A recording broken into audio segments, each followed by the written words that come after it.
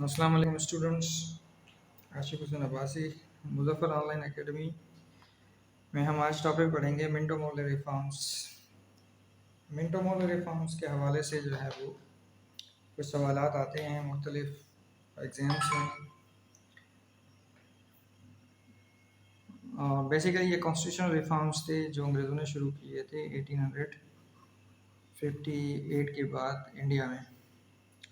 تو اسی طرح ہر 10 سال بعد ریفارمس آتے رہتے constitutional reforms. India act of 1893 مثال کے طور پہ، انڈیا ایکٹ آف 1863، 1855، اسی طرح 1909، 1990، تو اسی طرح جو ہے یہ ریفارمس آتے رہتے تھے۔ اس کا بیک گراؤنڈ کچھ اس طرح ہے کہ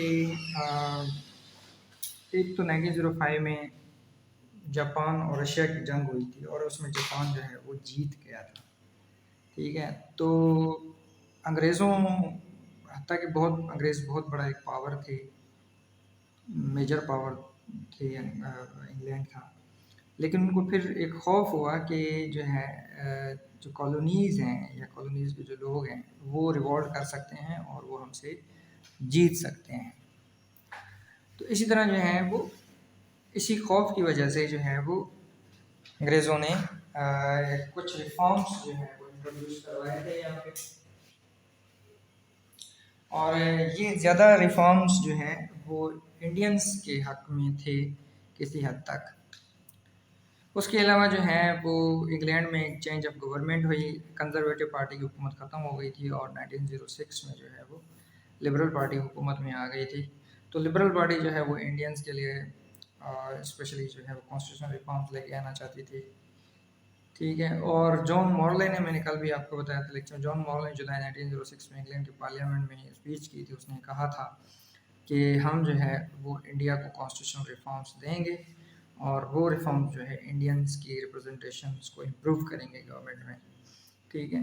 تو John Morley was secretary of the state for India, جو ہے وہ سیکرٹری اسٹیٹ سیکرٹری تھا انڈیا کے لیے اس وقت، اور یہ 1910 تک جو ہے وہ رہا۔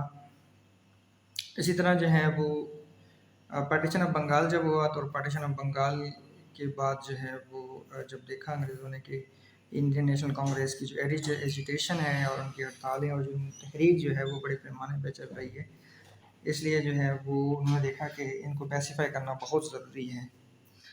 تو ریفارمس جو 1909 والے جو ریفارمس تھے وہ ایک طریقہ کار تھا ان کو پیسیفائی کرنے کا۔ پھر اسی طرح جو مسلمانوں کی بھی ایک ڈیمانڈ تھی، جو سملا ڈیپوٹیشن میں مسلمان ڈیمانڈ لے کے گئے تھے لارڈ منٹو کے پاس کہ ان کو بھی سپریٹ الیکٹوریٹس چاہیے، ٹھیک ہے۔ یہ تھوڑا اس کا بیک گراؤنڈ ہے۔ اب اس کے فیچرز پہ آتے ہیں۔ Minto Morley reforms, Manto Morley reforms کا دوسرا نام ہے، منٹو جو ہے لارڈ منٹو سے ریلیٹڈ ہے۔ لارڈ منٹو وائسرائے تھا 1905 سے لے کے 1910 تک جو ہے یہ وائسرائے رہا ہے انڈیا کا۔ اسی طرح یہ اس کو جو ہے اور مورلے تھا، جان مورلے جو ہے وہ سیکرٹری آف دا اسٹیٹ تھا فار انڈیا، تو انہوں نے مل کے جو ہے یہ اس پہ کام کیا تھا، ٹھیک ہے۔ تو اس کو جو ہے وہ انڈین ایکٹ آف 1909 بھی کہا جاتا ہے۔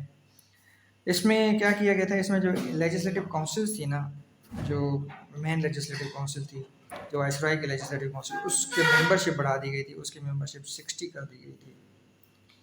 ایک تو یہ یعنی اس میں آفیشیل اور نان آفیشیل ممبرس جو ہے وہ ان کی تعداد بڑھا دی گئی تھی اور انڈینس کو ریپرزنٹیشن دی گئی تھی۔ اس کے علاوہ جو ہے وہ جو لینڈ لارڈس تھے، جو کیا کہتے ہیں کہ جو زمیندار تھے، ان کے لیے جو ہے وہ سیٹس ریزرو کی گئی تھیں، 6 سیٹ ریزرو کی گئی تھیں۔ اور اسی طرح جو مائنارٹیز ہیں، مائنارٹیز یعنی مسلمس کے لیے 2 سیٹس ریزرو کی گئی تھیں، وہ بھی سپریٹ الیکٹوریٹ کے تحت وہ جو ہے وہ مسلمان الیکٹ ہو کے آئیں گے تو ایگزیکٹو کونسل میں، لیجسلیٹو کونسل میں۔ اسی طرح جو ایگزیکٹو کونسلز تھی ہر پروونس میں، اسپیشلی جو بمبئی، بنگال اور مدراس میں جو ان کے جو گورنر تھے، ان کی جو ایگزیکٹو کونسلز تھی یعنی کابینہ جو تھی، تو ان کو جو ہے ان کی ممبرشپ 2 سے 4 کر دی گئی تھی، یعنی 2 جو ہے وہ انڈینس اب لیں گے، ٹھیک ہے۔ اسی طرح جو ہے وہ مسلمانوں کی جو ڈیمانڈ تھی کہ مسلم کو ججز جو ہے वो भी अपॉइंट किया जाए, मुसलमानों को जजेस अपॉइंट किया जाए, वो भी डिमांड जो है एक्सेप्ट की गई थी। दूसरा सबसे बड़ा जो है वो 1909 वाले जो रिफॉर्म्स इस हवाले से जाने जाते हैं कि इसमें सेपरेट इलेक्टोरेट मुसलमानों को दिया गया, यानी मुसलमान अब जो है वो अपने नुमाइंदे इन 2 सीट्स पे अपने नुमाइंदे जो है वो इलेक्ट कर सकें। इसी तरह जो है वो उसके अलावा इस के हमारे रिफॉर्म से मैंने आपको बताया, लॉर्ड मिंटो वाइसराय था 1910 तक, जॉन मॉर्ले जो सेक्रेटरी ऑफ द स्टेट था जो है वो 1910 तक।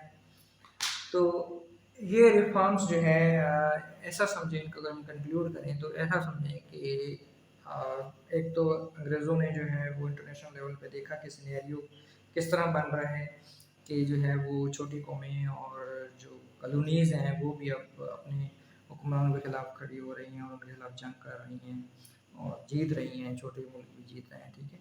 तो इस तरह से ये फिर उन्होंने जो है पार्टीशन ऑफ बंगाल के हवाले से जो एजिटेशन है वो देखी, रिएक्शन देखा इंडियन नेशनल कांग्रेस का, मुसलमानों की पॉलिटिकल पार्टी एक बन गई थी, उनको भी एडजस्ट करना था। तो इसी तरह ये और फिर गवर्नमेंट चेंज हो गई थी, लिबरल गवर्नमेंट आ गई थी, तो इस तरह बहुत सारे जो है वो वजूहत बन गए कि इन रिफॉर्म्स को देना बहुत ज़रूरी था इनके लिए। तो ये बहुत ब्रीफ है इस रिफॉर्म्स के हवाले से। जो आपकी काम की चीज़ है वो मैंने आपको बता दी है, और मज़ीद अगर आपने कुछ पूछना है तो फिर पूछ सकते हैं, you are free to ask. So that's enough, and that's all for this lecture. So see you in next class. Thank you.